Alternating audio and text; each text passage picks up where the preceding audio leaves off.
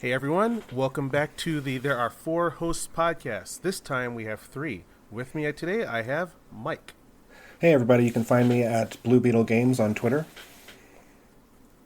And I also have with us Sabrina. Hey, you can find me at VoidCat Gaming on Instagram, Twitch, or Twitter. You'll only hear three hosts today, but our fourth host, Jay, is here in spirit. Unfortunately, he couldn't make it due to some personal stuff, but he's definitely here in spirit, and he'll be back soon, I hope. And if not, then he'll always be an entity floating near us. In our hearts. And very much missed right now. Yes. Yeah. Hopefully we'll be talking to you soon, dude. Yep. So Picard. All right, then, today we're talking about the first episode of Star Trek Picard. Ooh. So who wants to kick off their thoughts first? I'm freaking out too much still, so somebody else go first. Sabrina, it sounded like you had something to say. I'm feeling pretty good about it so far. Okay, so this is like a weird side thing for me, but I was kind of hoping that him and like the two Romulans would be like, you know, and That would have been so awesome. It seems that instead they're just like refugee servants, which I'm like, yeah, it's fine. It's nice of you to take them in, but not the plot line I was hoping for. Let's just leave it at that. I'm pretty impressed with the actors so far. I love the blonde doctor. She's from Scott Pilgrim. She plays like redhead drummer in Scott Pilgrim, and I rewatched Scott Pilgrim recently, and I was like, whatever happened to Alison Pill? And here she is. And like her character only had like 5 minutes or so this episode, but like I love her already. She's great. I'm very excited. If you like her, she's also in Newsroom. Yeah, that's an excellent She's show. like fantastic there. I'm gonna have a little of like a jealous actor thing with the lady who plays Dahj, I think, because we're like the same type. So I'm just like, I wanted to play that character, but you know, I'm excited to see what happens with her playing two different characters. I'm excited about the like divergent plot lines that are connected through her. I think it's freaking cute that basically the story seems to be that Picard is adopting Data's daughter. Yeah. Picard, who started the first episode being like, Will, don't let me near any of these children. I will embarrass myself. And who's now like, oh, you're an android adult daughter? I'll take you in. And I'm very curious about that Borg-Romulan alliance that seems to be going on.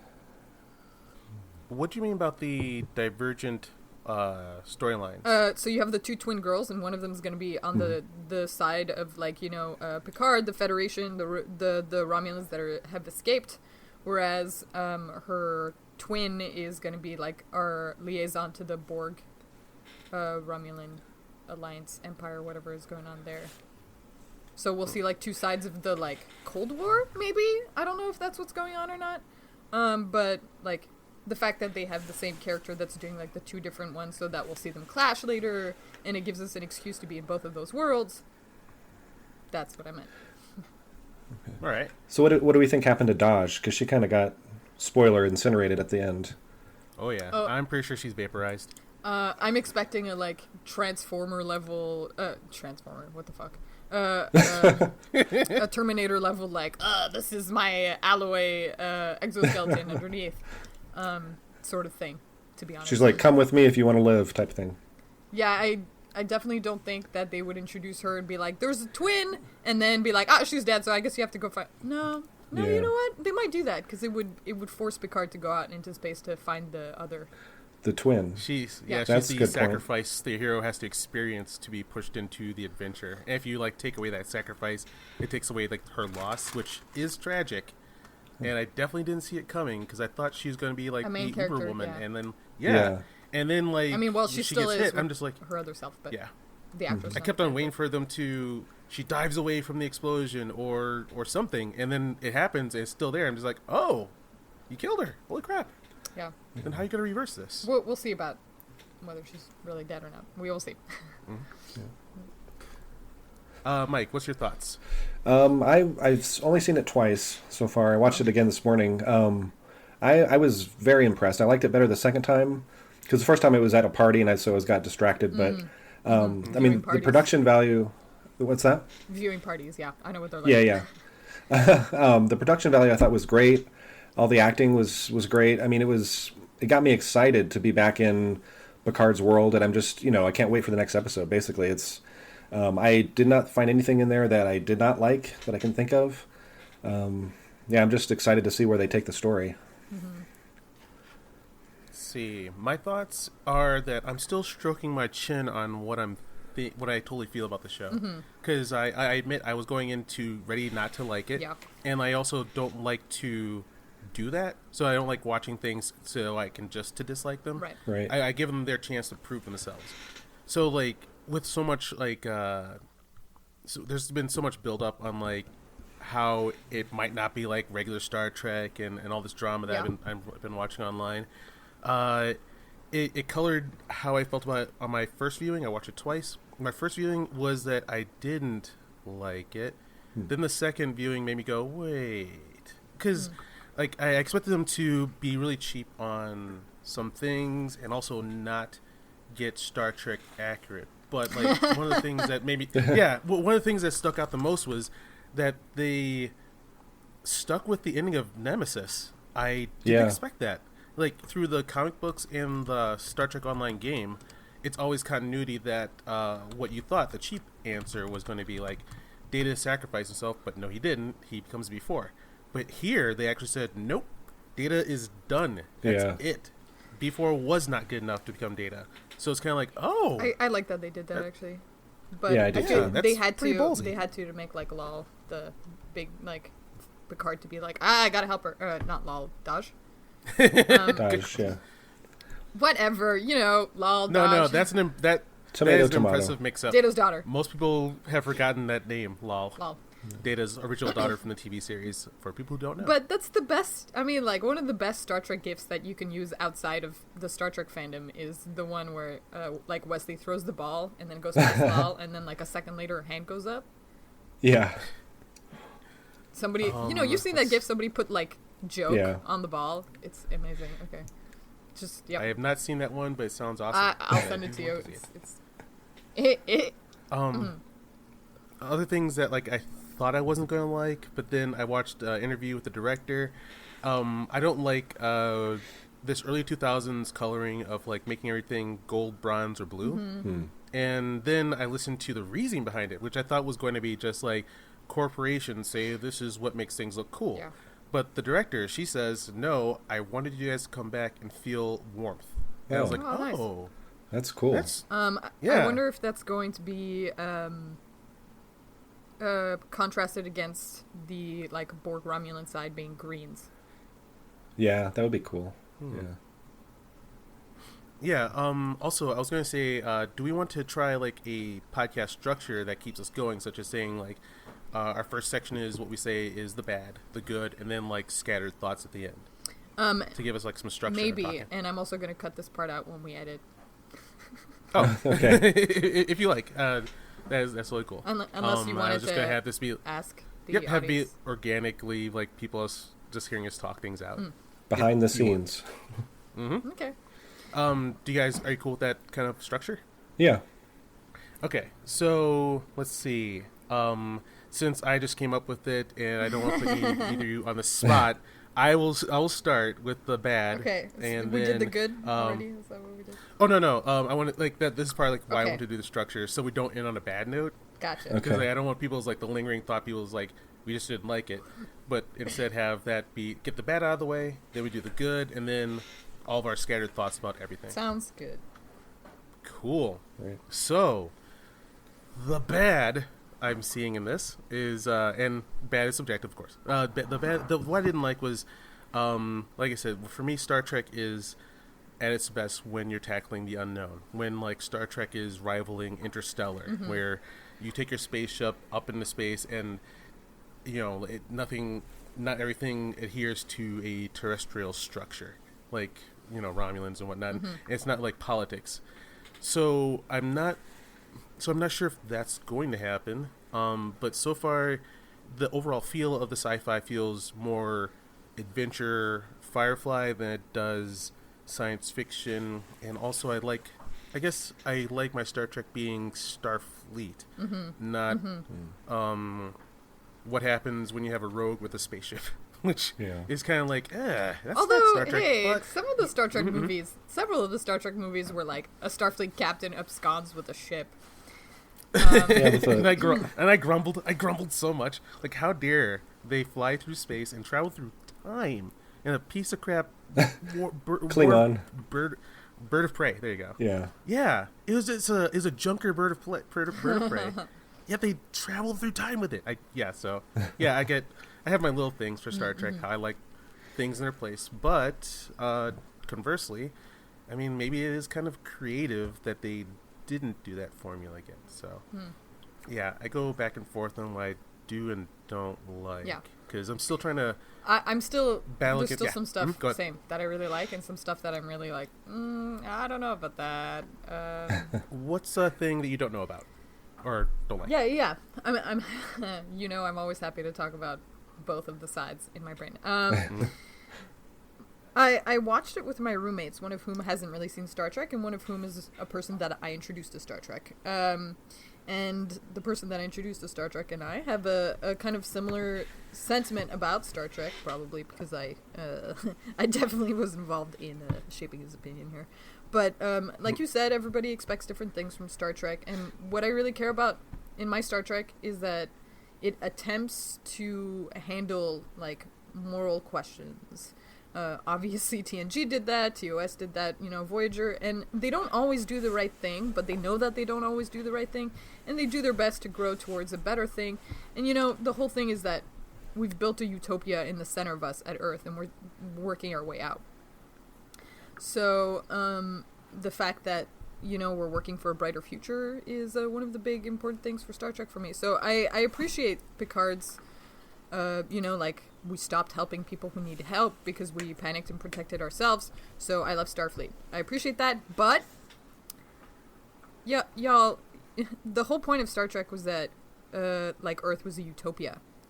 And I feel that I rewatched the Star Trek short again, and it just reminded me of the, Into Darkness issues that I had with Kurtzman being, a 9/11 truther and bringing that into Star Trek. And I'm like, that's not Star Trek. It feels like, it's like they said, I mean, they told us they were going to do this, a non-utopia version of Star Trek, but I'm like, why would you make it Star Trek if it's going to be non-utopia? That's one of the things that are Star Trek for me. So, and he brought that up too. He was definitely like, it feels like it's not a utopia anymore. It's just like us in the future. Instead of being better. Kirk says we're better now, but it's... So, to that, I agree with you, but then I heard why they're doing it, and now I can't, I'm still undecided on how I feel about it, because, I love me some, that's why I love Starfleet and Star Trek. Like, I want to see what happens when we as humanity mature, and, what we do from there. But it feels like what they are going for, and what they are trying to do here is something initially and I'm still not sure yet, didn't like that they're going to do this, but they are specifically doing it for political reasons. Like, they're trying to show what happens when your country stops being what you believe in. Stops helping and what others do you do? And becomes... Yeah. So that's what that's the metaphor they're going for here. And since they have this many viewers and stuff, maybe they feel a moral responsibility to tell this story. Okay. And I'm not sure how I feel about it yet, because the thing I like about Star Trek is it literally cured me of homophobia in one episode. Wow. I love telling. I love telling this story. I grew up Catholic, literal believer in the Bible once upon a time, and throughout my upbringing, gay folk were bad. That was the law of the land. Yeah, there you go. Yeah, and the structure around me made me understand that and think that. And then I sat down and watched that one episode where Riker falls in love with that asexual being. Oh, yeah. Remember that one? Yes, I love that episode. Thank you. Yeah, and then she's put on trial. She's put on trial, and then she gives a speech, and the line. I'm just thinking going into it, that I was like, okay, you're trying to convince me gay folk are okay. I see what you're doing. Give it your best shot. And then, she gives a speech at the end. She says, "Who are you to tell me how to love?" And I'm like, I've been the bad guy this entire time. Oh, my God. And that's awesome. It totally got me. Yeah, it got me so good. Wow. And since they don't do it too one-to-one, and they do a full story of the metaphor, it blows past my guards and lets me see more. Yeah. So if they can do that with this, then that's okay. But if they're gonna ham fist it like The Last Jedi did. Sorry, they said war is for economy, and then they didn't do anything with that story. Yeah, you just can't spam it. Yeah. But if you can do a real story, then yeah. Yeah. Well, I like how the Star Trek has always like wrapped these real issues in a sci-fi wrapper. So it kind of makes it easier to swallow, to go down, and so people kind of like Keith kind of it hits them and then they absorb it without even realizing it, type of thing. That's actually the reason that I'm into sci-fi and fantasy so much. Like, why those two are my preferred genres. Like, obviously, subgenres are really fun. Like, Firefly is like a sci-fi and also Western, stuff like that. But sci-fi and fantasy specifically, the reason they're so dear to my heart is because it's the easiest way to deal with really heavy issues like politics without immediately bringing up the guard of the person reading it. Because if you try to make a book about politics and you set it right now, obviously things are very fraught, so you're automatically gonna have your hackles raised. But sci-fi and fantasy manages to remove us enough from it that you can just see it as a question rather than like as an intrinsic part of you, and it makes it easier to absorb different possibilities, shall I say. So I'm so glad you told that story. That's exactly why sci-fi is important to me. And especially Star Trek is so on the forefront of making people question why they don't like things, why they're against things, which is why it made me so sad when like the first season of Disco came out and it was so dark. And I don't want to get too far into it, but the reason I didn't like Discovery Season 1, the one thing they did that was unforgivable to me was use like there was a scene where the Klingon lady Terrell? Yeah. I forget her name. Where like it seems like she rapes the guy that's half Klingon, half human, like simultaneously. Ash or something? Yeah, Ash. And then later on, they're like, haha, it wasn't really rape, he was into it. And I was like, I'm sorry, you already triggered me with that other episode 3 episodes ago, and I wasn't the only one. And I expect Star Trek to take stuff like rape seriously. Yeah. So I was... I'm into that. It was not cool. And I still haven't seen season 2 because I'm still upset about it, obviously. Yeah. So, I really hope they don't go like full dark with Picard, because that's really gonna mess me up. I think you might like season 2 more. Yeah, I've like, heard that. I liked season. I agree. It's just gonna take me a bit. I didn't notice.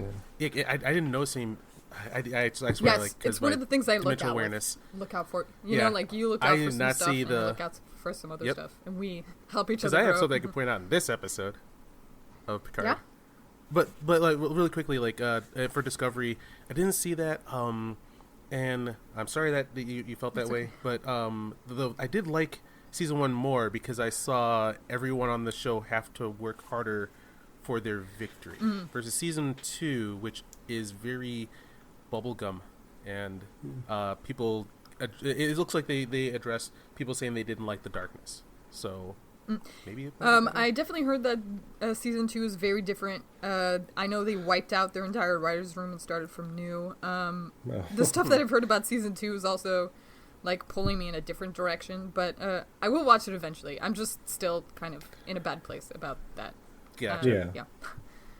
I think when season 3 comes out and then I hear good things, I'll get on that bandwagon. I'm really excited about something that's so far removed, like the idea of having Starfleet people, but in 1,000 years when Starfleet might not exist. Like, I'm curious to see what they do there. I have been telling them to do exactly this. I'm just done with prequels, you know? Yeah. Yes. They finally listened to you, Keith. I even went to like their official page and kept on posting, guys, every episode you're pissing people off because you're like stepping on continuity. Go far into the future and you can do whatever you want. And then, sure enough, 1,000 years in the future, thank you. Well, we'll see what happens. I'm excited to see them be, again, like Voyager, just in a place where they can't ask for help. All right. And how did we get here from Picard? I'm sorry, I don't know. Picard. No. I love diverging. Oh, we were talking about how sci-fi can change our opinion of stuff. Yeah. Oh, yeah. So... Yeah, it'll all depend on will they nail this metaphor? Did we want to see it? And Yeah. One thing that stood out to me in regards to that is when Picard was being interviewed, and the lady was said something about there's Romulan lives at stake, and Picard was like, no, lives are at stake.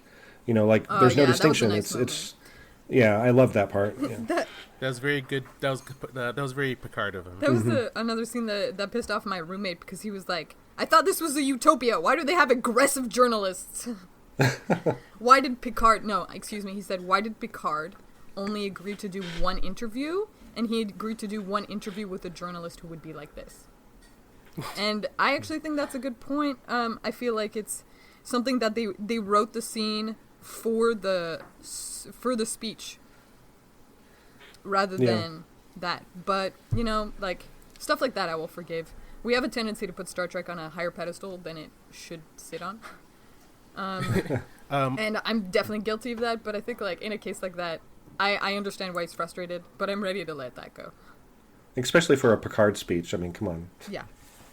Picard, I mean, his Shakespearean training definitely shows up, but especially when he's giving speeches.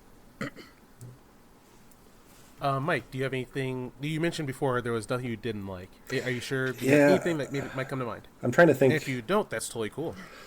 I was really thinking about it while you guys were talking about it as well. Because I have a nitpick if you want to think about it more, but...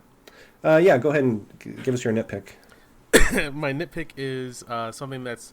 I wouldn't have noticed if a better person who did a video didn't point it out. But they're using the same ship designs from Discovery. Oh. Like, their shuttle designs are the same shuttle designs from Discovery. Yeah, that is pretty weird. They have like, I looked it up, I think they have like 3 million... Wait, how much? They have a lot of money per episode, yet they couldn't find anyone to redesign their shuttles. And they were like small effects in the background even, so that you didn't have to spend that much time to do it. Yet, part of the stuff I love in my sci-fi when it comes to Star Wars and Star Trek or anything is like starship designs. Yeah. Well, when I watch it again and notice that will be one thing I don't like. I didn't even notice it. No, it's true. Yeah, me neither. Thanks for that, Keith. Ship design for Star Trek is so hard too. Like the poor people designing ships on Star Trek, especially like, the main ships from a TV show. I don't know if we're going to get one for Picard or if we're not, and I'm cool if we don't. It's fine either way. But like every time you try to design one of the like main ships for a show like the Voyager, just like a deluge of people who are like, what do you mean the nacelles are too short? They're in the wrong place. Why don't they have nacelles? What's going on with that? So I respect the desire to be like, we'll just use things that we know you like. But Discovery is supposed to be 100 years before. Wait, hold on. At least 100, because now there's like the 20-year gap. So it's like, it's been like 150 years. Your shows will look a little different. That's fair. Yeah. Yeah, you're doing Star Trek, guys. Like, if you're on the job doing Star Trek, part of it is designing a spaceship. I'm not asking too much, but also I'm bringing up stuff I didn't notice unless somebody else pointed it out. But so while we're talking about ship design, what did you think about that like half-repaired Borg cube Romulan station? I thought it was pretty awesome myself. Yeah. No, it was very interesting. It'll be interesting to see how they formed an alliance, or if that's even what's going on. I'm not sure. Well, we did talk about alliances when we were talking about 7 of 9. That episode that was like, the Borg will make alliances. But why didn't the Borg just try to turn all the Romulans into Borg? Well, I mean, maybe the Romulans got him found him in a weakened state, and they're kind of certainly, yeah, because you're right. Taking him over. That the Borg are losing. Do you see any Borg on that ship? Not in the episode we've seen so far. There's just the guy who likes Dahj, maybe, or maybe he's secretly pretending to like Dahj so he can get close to her. Or whatever. The point is, that's an actor I really like also, so I'm excited to see what happens with this character. I have a feeling that he's going to betray her, but I'm cool with it because he's not Federation, Where do you know him from? I think Penny Dreadful, right? I think he played Victor Frankenstein in Penny Dreadful, maybe? I'm going to look it up right now. I haven't seen that yet. Do you think he's an android like Dahj? No, I think he's Romulan. Isn't he? Well, Like the kind that can be turned into looking like a humanoid, because it's just kind of weird and coincidental that he was like, I have a twin brother too. Looks at the camera. Oh, yeah, that I mean, that's fair. And I certainly wouldn't mind if he ends up playing two characters. Yeah, I can't tell if was that the shotgun on the wall where they say, I have a twin brother too.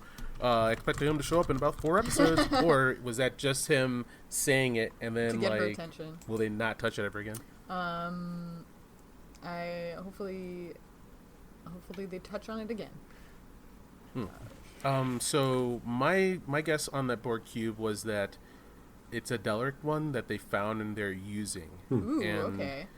Yeah, I didn't see any Borg on there or any indication of active Borg.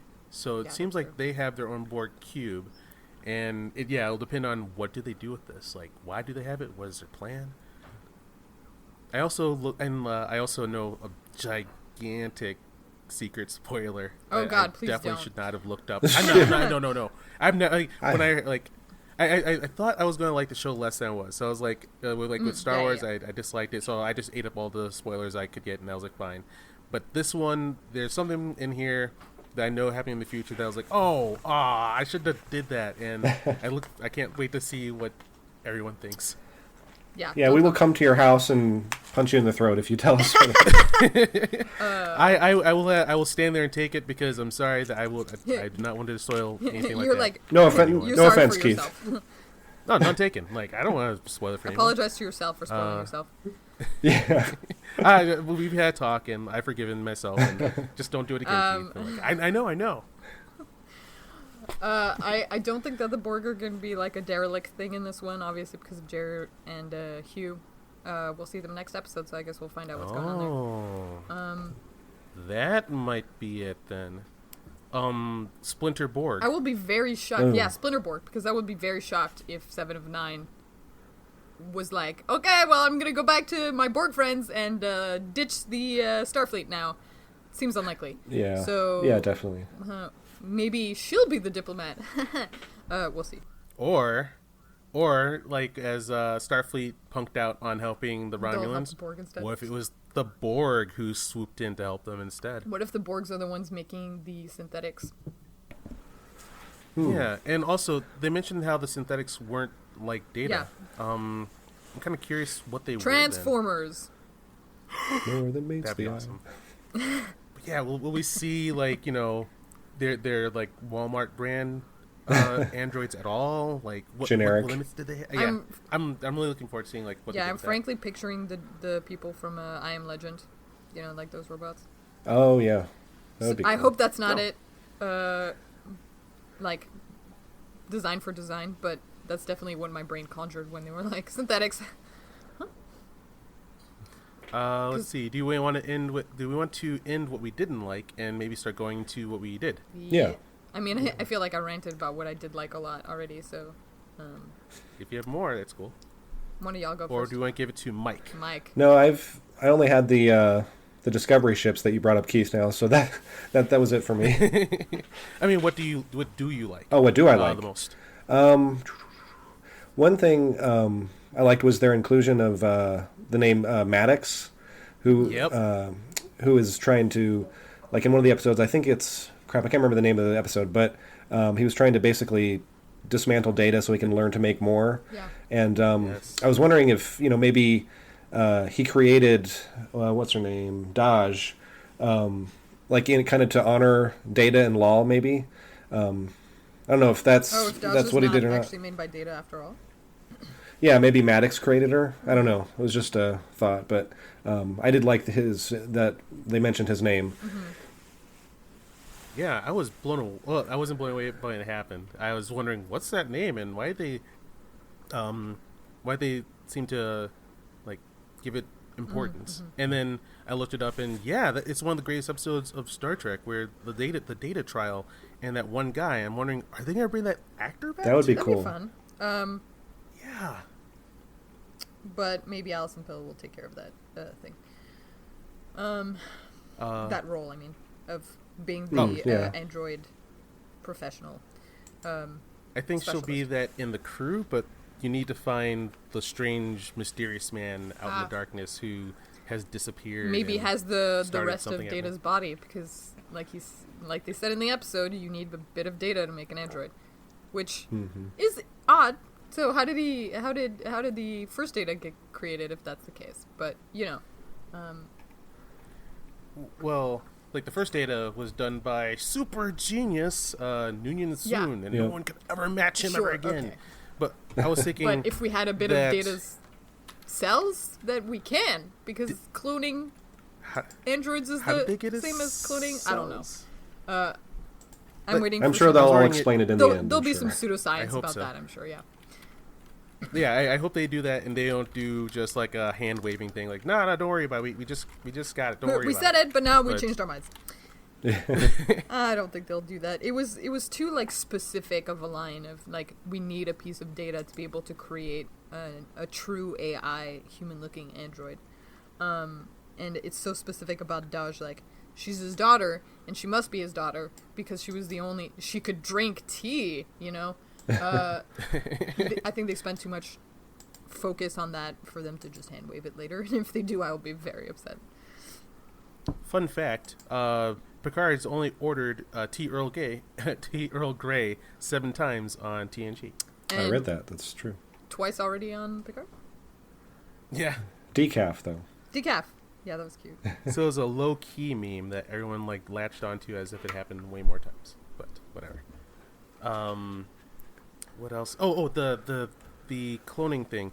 I was thinking the options of where to get data material from would be either the debris in Nemesis, or could they have used B4?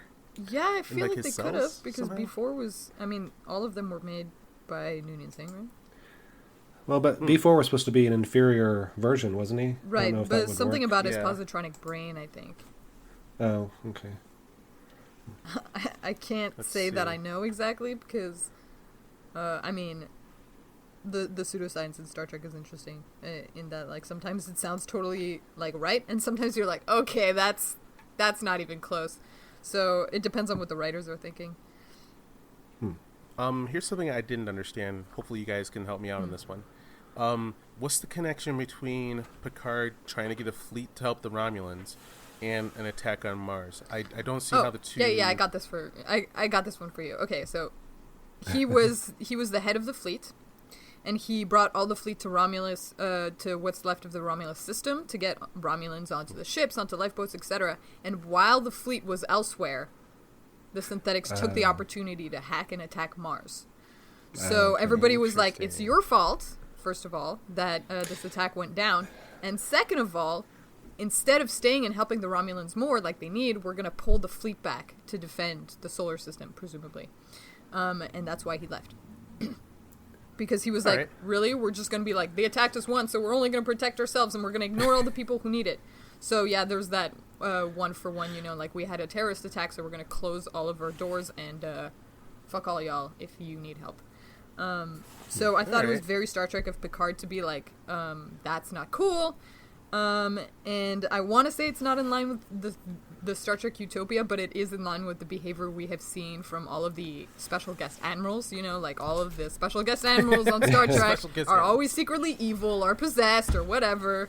To take away law, something like that. They aren't good at That's their not jobs. that different from Kurtzman's behavior towards like the higher ups in Into Darkness. So I'm like, fine.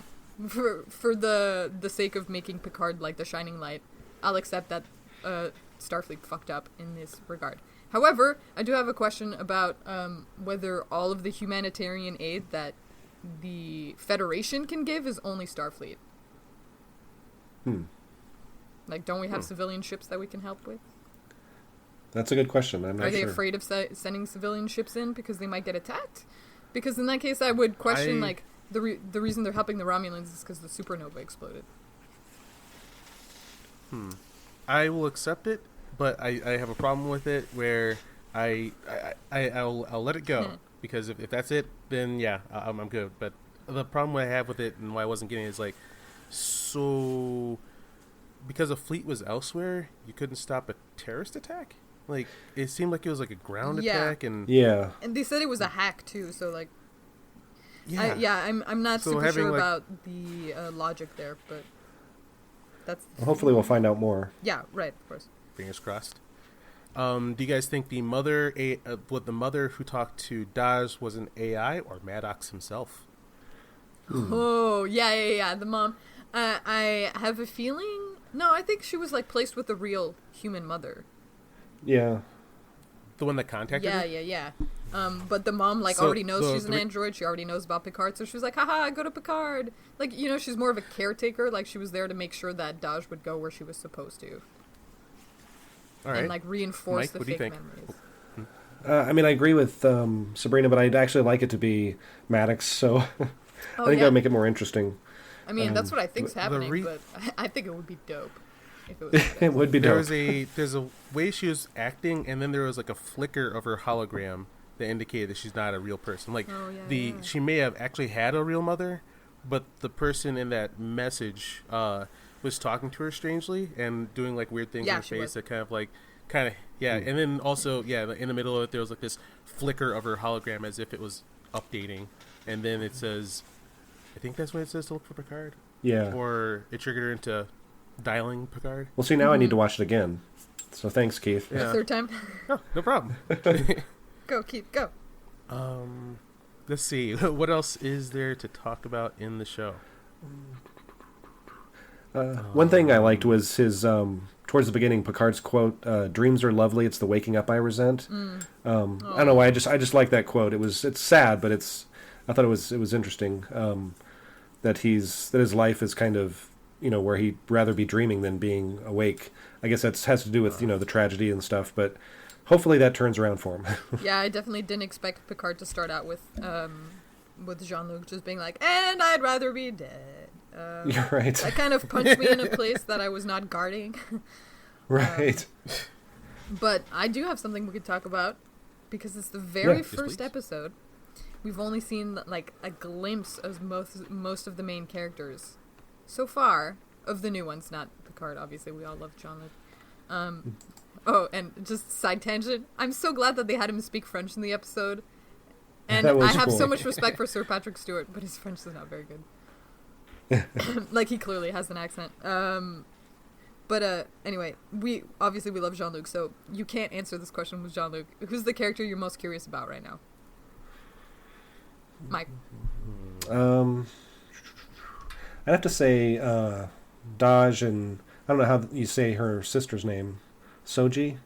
I would think those are the ones that I'm most curious about right now, just to see, you know, if it is Data's daughter, how did that come about? You know, What their when did he connection make her? Yeah, exactly. So that would be the one I'm most curious about. Nice.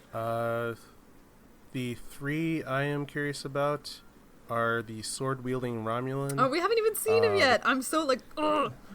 Oh, sorry. Just in this episode, not Right, like he was in the what like might he be was coming. in the like preview for next episode, and I was like, here's my theory about him, if you don't mind. He has a Yes. sword because he's fighting, and this is like about are the Borg allied with the Romulans, or aren't they? Because I feel like he has a sword because, you know, Borg can deal with energy weapons real easily, but getting Yeah. hit in the face with a sword is a little different. And I feel like he's just like, I'm getting away their energy shields by just hitting them with swords. That would be so badass. And I love when they do that. Like, maybe the answer to this technological problem is just dropping down in levels of technology until we're back to the Stone Age. Let's see if you can avoid a rock thrown Yeah. into your face. So I'm with you there, Keith. Fingers crossed on that being true, because I would love to see him wreck some of them Borg. Who are like, Definitely. wait, I'm using energy shields. What are you doing? What are the other two? And the other two are, I'm curious about the grumpy captain of the ship that Picard is going to be on. I want to know, like, so what's his deal? Why do you have a ship? And what do you like? The third character is the ship itself. How good is the ship going to be that Picard's going to go on and adventures on? Like, I barely see any pictures of it or good shots of it. I'm not a fan of the bridge that I'm seeing, where it seems to have a ginormous cargo bay in the back, and because I just want to be on a Starfleet ship so bad again. Maybe in season 2. So yeah, maybe, because they did. I don't know. Do you guys pay attention to the business that happens behind the scenes? I've A been little avoiding bit. it. All right. The without the drama on it, the short thing is the reason why we have Discovery and Kelvin Timeline is that a person was in charge of Star Trek who didn't care about Star Trek, and they're like, I'm not going to spend money on this, but you can buy a license and make your own version, and that's what we got right now. That's what we're watching right now. And then this lady who's related to a guy who loves Star Trek passed on his business to her, and she loves Star Trek. And then she made a ginormous move to combine the companies back together, and she's put her fist down and says, no, we're going to do real Star Trek again. Oh, is that what happened with now CBS legally, and- Interesting. now legally, as of maybe this year or very soon, they can do regular Star Trek again. So that I was wondering if that's why we saw a Galaxy class starship at the beginning that didn't because look they want to altered. do a movie with it?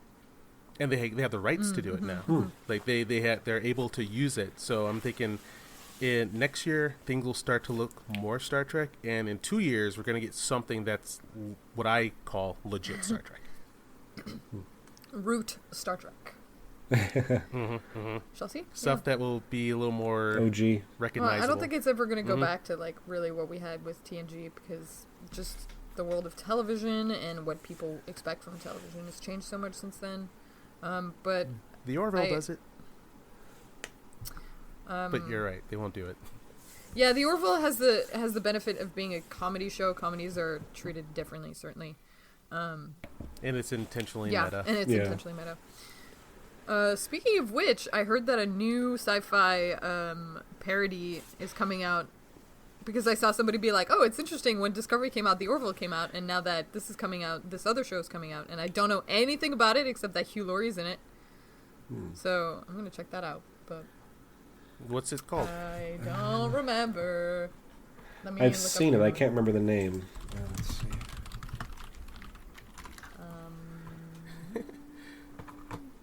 I looked up Hugh Laurie and I it gave don't me know how to Larry spell King. Okay, that's not helpful. I looked up Hugh Laurie and it gave me Avenue Jew 5. Lawyer That's what it's called. Oh, okay. because That's I spelled Hugh Oops. wrong. Yeah, so it's called Avenue 5, and I have no idea what it's about. Yeah. Avenue 5? The Is it. it? He plays the captain, I the think. Yeah. cruise ship? And just in case you're wondering, the character I'm most excited about, again, is that doctor of AI, or whatever her specialty was, that, man, she's just so cute. I know I'm already attached to her from the other movie, but just when she was like, the short answer is no, and he's like, okay, give me the long answer, and she's like, it's still gonna be no, and then they go on this long tangent, and she's like, and here you're coming around to that no, I promised you, and I was like, I love her. Yeah. Here we are. Alison Pill. Yeah. I'm so glad that she's in Star Trek. And it just makes me even more jealous. I'm like, I wish I was on that set. There's like 4 different actors that I really like that are like smaller time. And then obviously, like, who doesn't want to act with Sir Patrick Stewart? Yeah, but I'll get over it. It's fine.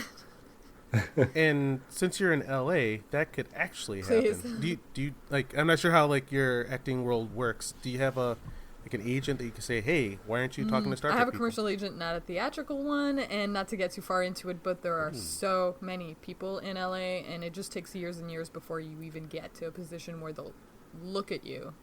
Interesting. And you certainly won't get into series regulars until you've done a lot of guest spots, and you can't get guest spots until you have an agent, and agents don't want to take you unless you have guest spots. It's really hard. There's just a lot of people here. But maybe if we keep doing the podcast, we'll get invited to premieres. There you go. Fingers crossed. We've We've already sold 2 T-shirts, so you never know. Oh, 2 T-shirts, yeah. Well, I have to tell you.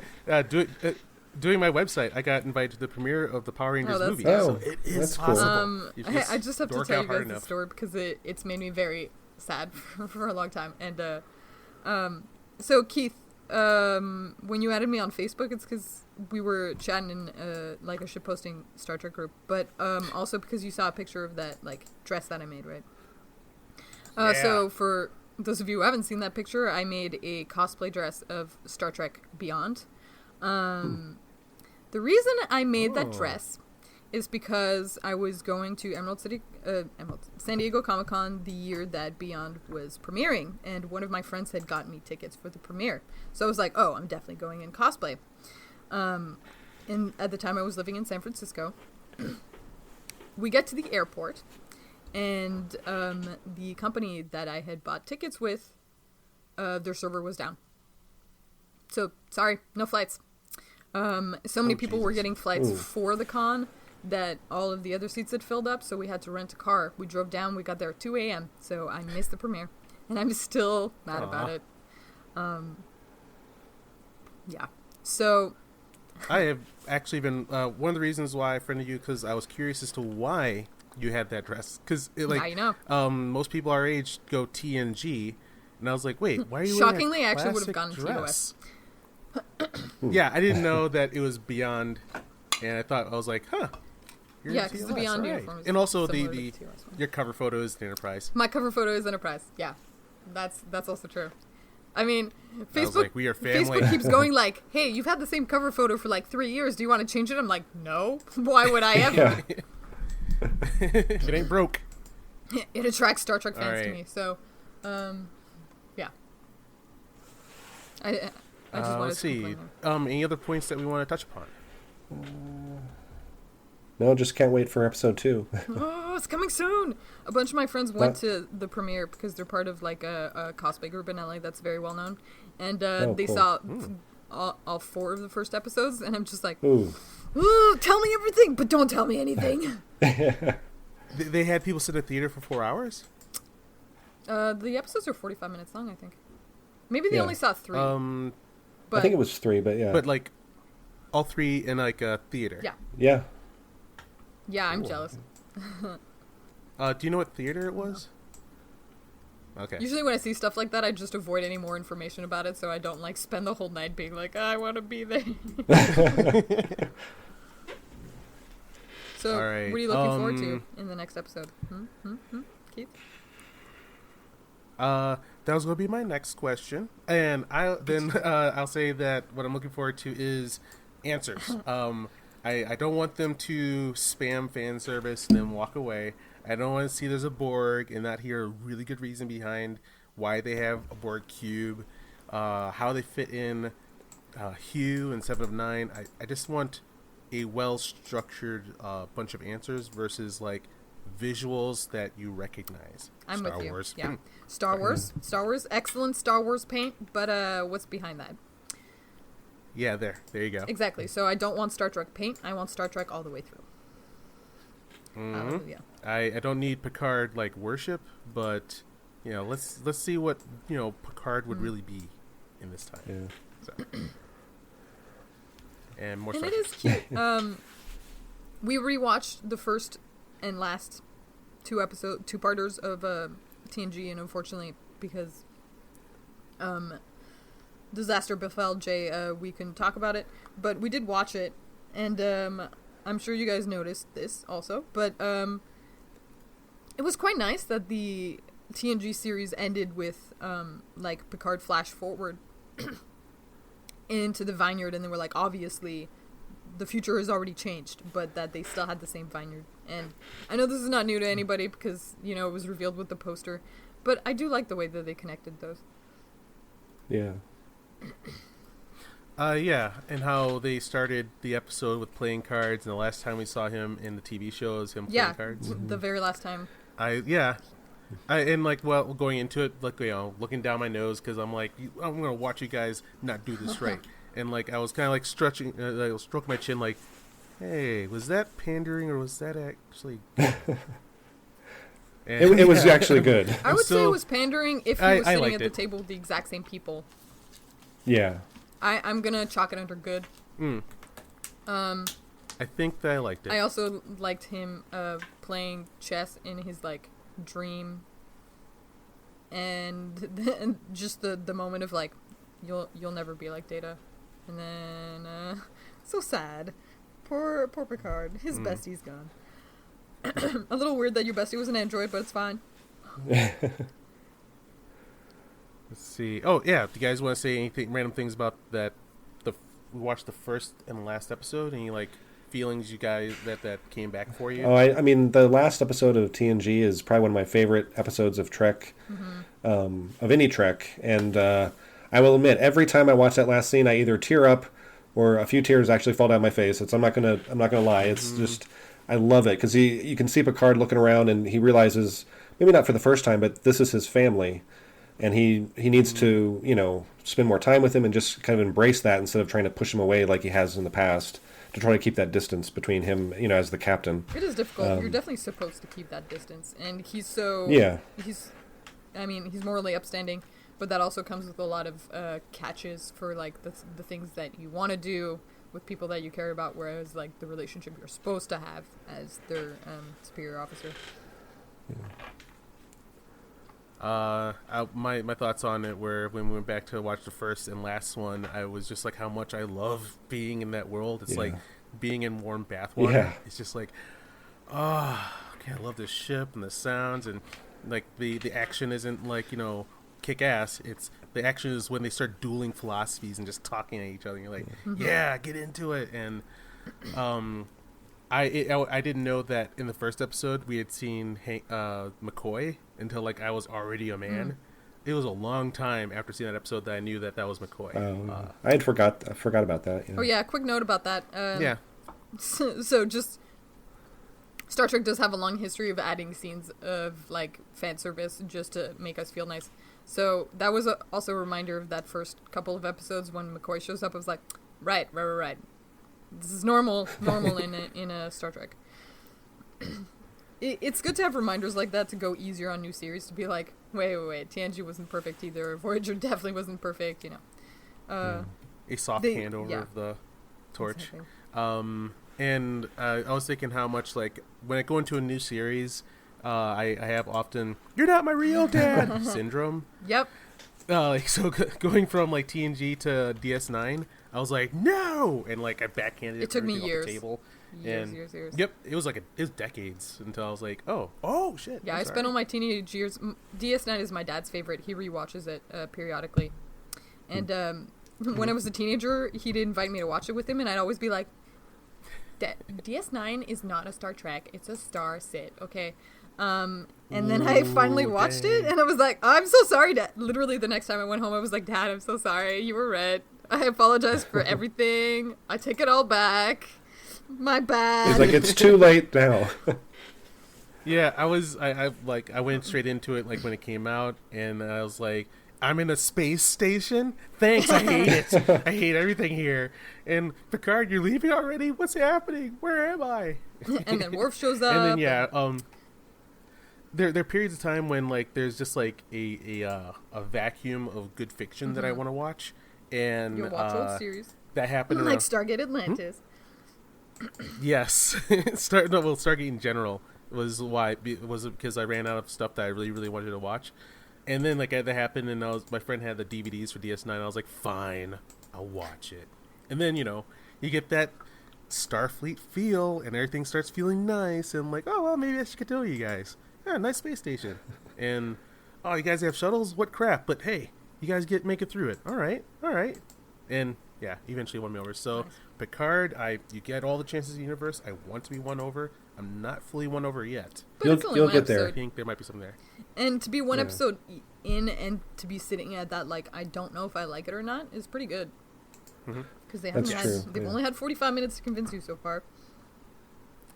And yeah, the next thing that I'm looking at hard is that next starship. Like, all right, where are we going with this? Yeah, I just hope that the next episode takes place more on the Borg Romulan, whatever the heck that ship was thing, with I agree. Dahj's twin, because I need to understand what's going on there. Yeah, so obviously we're still in the like world building, helping you understand who all the characters are before we can really get into the meat of it. So it's all just anticipation. One last thing that I want to mention was the difference in eras of TV shows, where that last episode of TNG was like so perfect to me, and when it was over, I was okay. I felt satisfied. Yeah. And it's interesting, like back in that day, your season finale can happen in one episode, and like every episode before that, you could just be fucking around. And yeah, like I was thinking, yeah, when I was thinking like we were gonna watch those the first and last episodes, I was like, oh crap, I gotta watch 4 episodes because my memory says each of those is a 2-part because they're both just like huge stories, but they're normal episodes. No, look again, they're actually 2-parters. On Netflix, they're like single episodes, but they're an hour and a half. Yeah. Yep. Oh, okay. Thank you. All right, I'm not crazy. The timeline has gone back to normal. What do you mean? Cool. Okay, we're not in the episodic world anymore, but this is how the episodic world usually happened, and you'll see it in Stargate Atlantis a lot, where series will start with a 2-parter because you have the like special 2-hour premiere, which I'm actually very surprised they did not do with Picard. It's a normal sized episode, 45 minutes.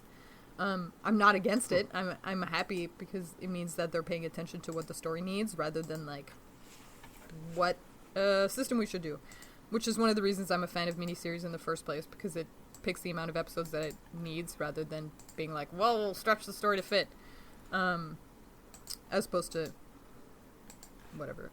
You know what I mean. Although I do miss episodic stuff, but. So you would start with a 2-parter, and then the season would end on a 2-parter that has a cliffhanger to like the 3rd part, which is how the next season starts. You know, so it's like 2-parter and then 3-parters throughout in the middle, and then the season middle would have a 2-parter, but then all of the other episodes were just kind of like throwaways. Which is why I always get frustrated when people make a huge deal about the Tuvix thing with Janeway, because like, it's episodic. You couldn't have him stay on the show. Like, obviously that wasn't gonna happen. So, yeah. You have to fire 2 actors. Yeah, exactly. There was no way that was gonna happen. So I don't know why people make such a massive deal about it. But I think they do because it's on the ground level where they were and what they did. It's questionable. Yeah, it's a trolley problem though. Like, kill 2 people or kill 1 person. Mm-hmm. Good, yeah, good question to tackle. It is a good question to Janeway's tackle, ready for but, that. I mean, it couldn't have ended any differently, is what I'm saying. Like, all right. Any other final words? I'm excited to see what happens. Yeah, so am I. Indeed. It should be good. All right, then I guess we'll wrap this one up. So the thing is, I'm forgetting what I'm supposed to say. So, Mike, do you want to close up the episode? Yeah, thanks everybody for tuning in. Hope to see you next week. And don't forget to visit us at therearefourhosts.com. We're also on Twitter at 4hosts. And we will see you guys next time. And we have t-shirts now. Rock on. Yes, buy our t-shirts. Teespring. They're on Teespring. Teespring, yes. All right, we'll see you guys next episode. See you guys. Take care.